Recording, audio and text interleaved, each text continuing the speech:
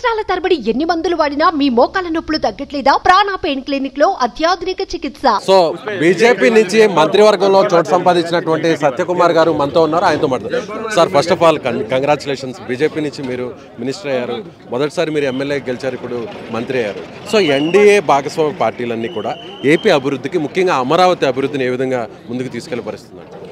అమరావతి అభివృద్ధి కాదు, స్థూలంగా పోలవరం కూడా నిర్మాణం జరుగుతుంది. పెండింగ్ ప్రాజెక్టులు పూర్తవుతాయి. మౌలిక సదుపాయాల కల్పన మీద ప్రత్యేక దృష్టి పెట్టబడుతుంది. ఒక 5 సంవత్సరాల్లో ఎంత అన్యాయం, ఎంత అస్తవ్యత పాల్పడారో వాటిని అన్నింటినీ సరిచేసి మళ్ళీ ఆంధ్రప్రదేశ్ని ఆర్థికంగా కూడా గాడిలో పెట్టి ముందుకు తీసుకెళ్లాల్సిన అవసరం ఉంది.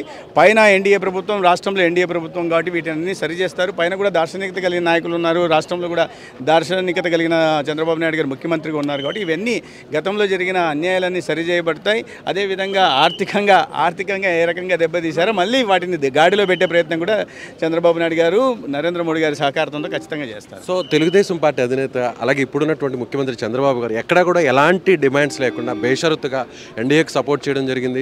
సో అదే స్థాయిలో మన ఏపీని డెవలప్ చేయడానికి నిధుల విషయం కావచ్చు, స్పెషల్ ప్యాకేజ్ కావచ్చు, అలాగే పోలవరం కావచ్చు, రాజధానికి సంబంధించినటువంటి ప్రత్యేక నిధులు కావచ్చు, వీటన్నిటి కోసం సుముఖంగా ఉందనుకోవచ్చు అధిష్టానం పూర్తిగా. ప్రధానమంత్రి గారు చెప్పేళ్ళారు కదా, పోలవరం నిర్ణీత సమయంలో పోలవరం పూర్తి చేస్తామన్నారు. ఎటువంటి డిమాండ్లు లేనప్పుడు కూడా 2014-19 మధ్య పోలవరం నిధులు నిరాటంకంగా పయనించి సాగాయి. పూర్తిగా కేంద్ర ప్రభుత్వం పూర్తిగా కేంద్ర ప్రాజెక్టుగా కూడా వాటిని బహుళార్థక సాధక ప్రాజెక్టు కూడా వాటిని ప్రకటించడం గతంలో జరిగింది.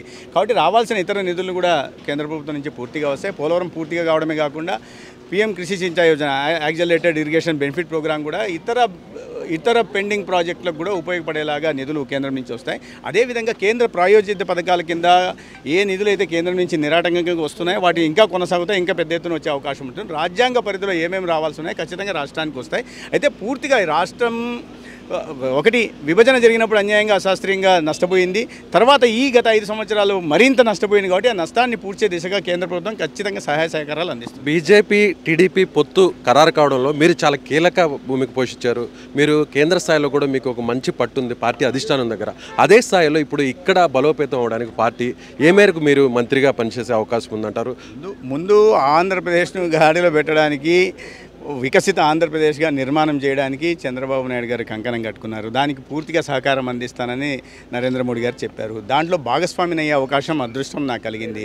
కాబట్టి ఆంధ్రప్రదేశ్ని ముందు అభివృద్ధి పథంలో నడపడం కోసం వారిలో నేను కూడా వెంట ఉండి నేను చేయగలిగినది చేసే ప్రయత్నం చేస్తాను. సంస్థాగతంగా పార్టీని బలోపేతం చేసుకునే పని భారతీయ జనతా పార్టీ కార్యకర్తగా మేము నిరంతరం చేస్తూనే ఉంటాం.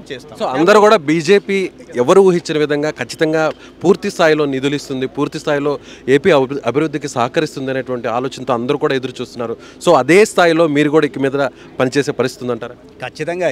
మాకు రాజకీయాల కన్నా ముందు ఆంధ్రప్రదేశ్ హితం కోసం నిర్ణయాలు తీసుకోవడం జరుగుతుంది. ఆంధ్రప్రదేశ్ ప్రగతి ముఖ్యం, రాజకీయాల తర్వాత వస్తాయి. ముందు ఆంధ్రప్రదేశ్ అభివృద్ధి గురించి కాబట్టి దానికోసం ఎటువంటి శక్తివంచన లేకుండా పనిచేస్తాం. చివరగా మరొక మంత్రి పదవి కూడా బీజేపీకి కేటాయించే అవకాశం ఉందనేటువంటి వార్తలు వస్తున్నాయి. అలాంటి పరిస్థితి ఏమైనా ఉందా? కేవలం సత్యకుమార్ గారే పార్టీ పరంగా పూర్తి స్థాయిలో ఇక్కడ ఏపీ అభివృద్ధి కావచ్చు, పార్టీ అభివృద్ధి అంటే ఇది పార్టీ అధిష్టానం తీసుకోవాల్సిన నిర్ణయం, దాని మీద నాకు అవగాహన లేదు.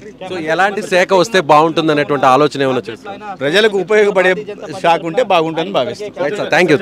సో ఇది బీజేపీ నుంచి మంత్రిగా ఎంపికైనటువంటి సత్యకుమార్ గారు చెప్తున్నట్టుగా ఖచ్చితంగా ఏపీ అభివృద్ధికి బీజేపీ కట్టుబడి ఉంది.